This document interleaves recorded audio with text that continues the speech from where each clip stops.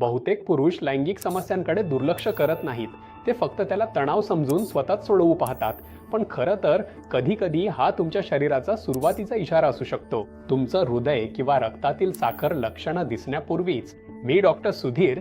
आज आपण अशा गंभीर समस्येवर बोलतोय जिला नैतिक अपयशासारखं मानलं जातं, ती म्हणजे नपुंसकता.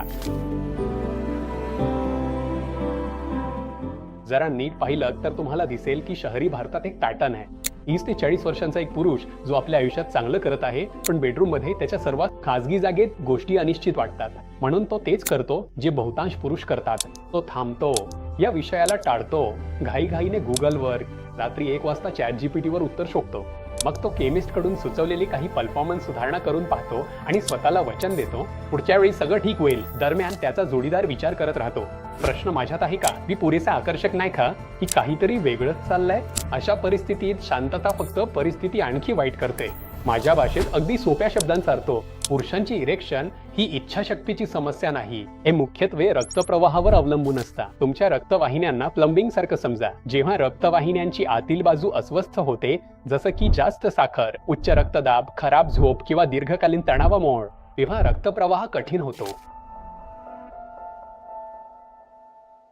आता इथे एक महत्त्वाचा मुद्दा आहे. लिंगातील रक्तवाहिन्या हृदयातील रक्तवाहिन्यांपेक्षा खूप लहान असतात, हृदयातील रक्तवाहिन्यांपेक्षा. म्हणून जेव्हा रक्तवाहिन्यांचं आरोग्य खालावायला लागतं, तेव्हा लहान रक्तवाहिन्या जशा की लिंगातील लवकरच त्रासाची लक्षणं दाखवू शकतात. अनेक पुरुषांत इरेक्टाईल डिस्फंक्शन, हृदयविकार किंवा मधुमेहाच्या काही वर्षाआधीच दिसू शकते. खास करून भारतीयांत, जिथे मेटाबॉलिक आजार कमी वयातच दिसतात, जिथे जीवनशैलीशी संबंधित मेटाबॉलिक आजार लहान वयातच येतात. आता थांबा जरा. याचा अर्थ असा नाही की तुम्ही खराब झालात. याचा अर्थ असा नाही की तुमचं नातं संपलंय. आणि नक्कीच याचा अर्थ असा नव्हे की तुम्ही कमी पुरुष आहात. तुमचं शरीर काहीतरी सांगतंय आणि ते ऐकणं तुमची जबाबदारी आहे. ही एक सामान्य उपचारयोग्य समस्या आहे, विशेषतः ती लवकर आणि योग्यपणे हाताळल्यास, लवकर आणि योग्य उपचार केलास. इरेक्टाईल समस्या अनेकदा मिश्र असतात. थोडं आरोग्य, थोडा तणाव, एखाद्या वाईट अनुभवानंतर थोडी भीती. म्हणून इथे लाज वाटण्यासारखं काहीच आहे. चला तुमच्यासाठी काय योग्य आहे ते शोधूया. अधिकृती करावी याबद्दल विचार करण्याचा हा मार्ग आहे. जर तुम्हाला काही पॅटर्न दिसत असेल, वारंवार होत असेल किंवा त्यामुळे त्रास होत असेल तर आत्ताच कृती करा. आणि साधारण 3 महिने झाले असतील.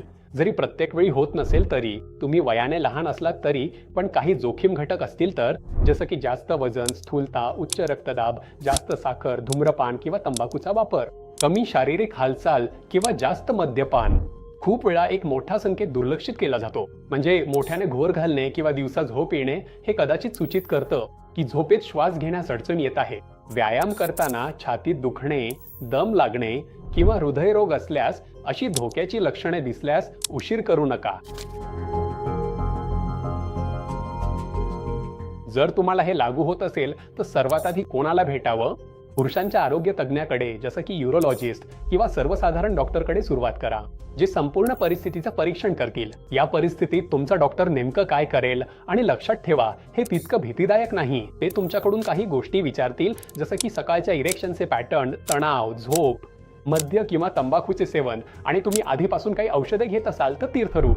यानंतर ते काही मूलभूत तपासण्या करतील, जसं की रक्तदाब, शरीराचं वजन आणि कमरेचा माप.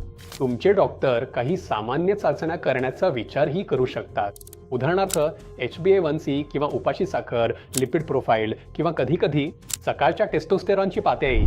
जर तुम्ही जोरात घोरता किंवा दिवसा खूप थकवा जाणवत असेल, तुमचे डॉक्टर झोपेची चाचणी करण्याचा सल्ला देऊ शकतात. अनेक वेळा हे मुख्यत्वे जीवनशैली आणि तणावाशी संबंधित असतं. म्हणून आपल्याला चांगली झोप, जास्त शारीरिक हालचाल यावर लक्ष केंद्रित करावं लागतं. आणि तणाव तसेच चिंता व्यवस्थापित करणंही महत्त्वाचं आहे. कधी कधी हे मुख्यत्वे मेटाबॉलिक समस्यांशी संबंधित असतं, जसं की मधुमेह, रक्तदाब किंवा कोलेस्टेरॉल. अशा वेळी आपल्याला प्रथम या असामान्यता दुरुस्त कराव्या लागतात.